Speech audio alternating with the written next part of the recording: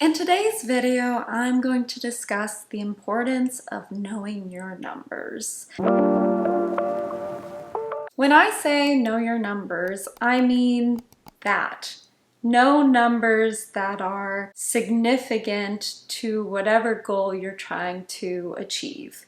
And that can be across a multitude of disciplines or areas in your life. So I'm going to take a few examples of where knowing my numbers can be helpful for my well-being or my long-term goals. So one of the things that is important to me as a writer, or that feels important to me, is getting my work into the world, and usually that's through literary magazines and eventually, ideally, publications of collections. As I allude to in one of my other videos about submitting to literary magazines, submitting to literary magazines is really a numbers game like anything else. The more you do of something, the more you'll see benefits from that thing you're doing consistently. A few years ago, I decided to count and have a gauge of how many submissions approximately it took before I got an acceptance. And I found that 18 was around the sweet spot. Sometimes I would get acceptances after like 12 submissions, sometimes 17. A lot of the times, at least by the 18th submission, I would get an acceptance, which is great. It does mean obviously putting a lot of work out there. If I want to get 10 acceptances in a year, I'd have to, do like nearly 200 or 180 or something submissions, which I don't typically do in a year. That's a lot. So today I received an acceptance from a literary magazine for one of my poems, and I went into Submittable. It keeps track of all the little submissions that are done through Submittable, and I counted, and it was 18.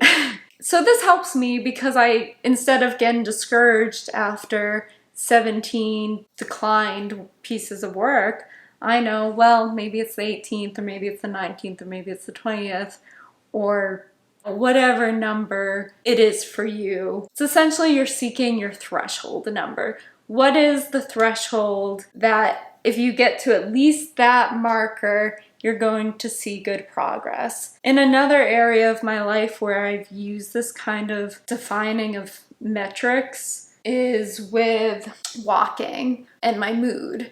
If I'm feeling depressive and I'm trying to shake out of that depressive state, I might take a walk, and I've paid attention in my worst or lower states how long it approximately takes until I start seeing the benefits of walking. And I think the least amount is about 12 minutes. Sometimes 12 minutes is sufficient. And I think the most it's taken me on a walk is about 19 minutes. So it's that threshold mark. Okay, maybe I'm walking for 15 minutes and I still am not feeling a shift in my mood. But once I get to that 19 mark, I'll likely feel that shift. So then I know, okay, I have to keep walking to get that benefit. And this can again be applied in other areas of life. This could be job application. If you're not necessarily a writer or someone who's putting forth these creative submissions, you could apply this counting system toward jobs. How many applications do I put forth until I get an interview, or until I get a return email, or whatever metric you're going by to see some improvement? You could use this for strength training. How little amount of time do you need to do each week to see a difference in how strong you are and how much forward momentum you're making in your strides toward your athletic goals? You could do this with writing by kind of like a numbers system of, you think of like Stephen King or Hemingway, who would write, I think Stephen King wrote 1,000 words a day, if I'm not mistaken. He might have trimmed that down to 500 as he got older. I think Hemingway was about 500 words a day, and he would typically end in like the middle of something, so he could have like a thread to pick up the next day. So it's finding what really works for you. For someone else, maybe walking 5 minutes boost their mood. Maybe for someone else, they have to walk 25 minutes before they see a boost in their mood. So it's really tailoring it, or recognizing your body's or your system's tailoring of whatever works. Maybe you only need to submit 10 pieces of work before you get something accepted. Maybe 30 pieces out there until you get something accepted. Find your number in whatever category you have goals and remember it. Maybe write it down, and then you know when you're starting to get discouraged, you'll have a number that you can look to.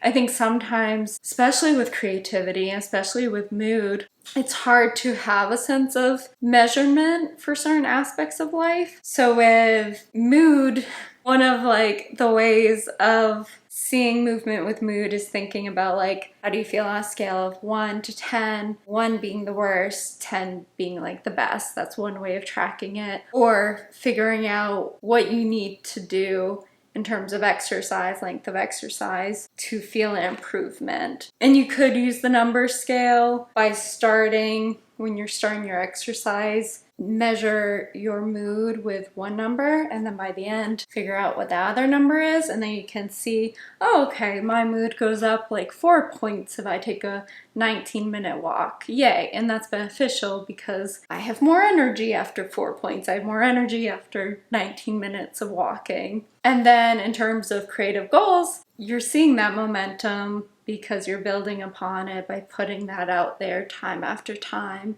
I think it can be easy at times to get discouraged when it comes to creativity because it's so subjective. You're really relying upon the opinions of the world to a certain degree if you're putting your work out there and wanting some kind of return. So that's what I've been thinking about. Threshold numbers. I think I made that concept up. I don't know.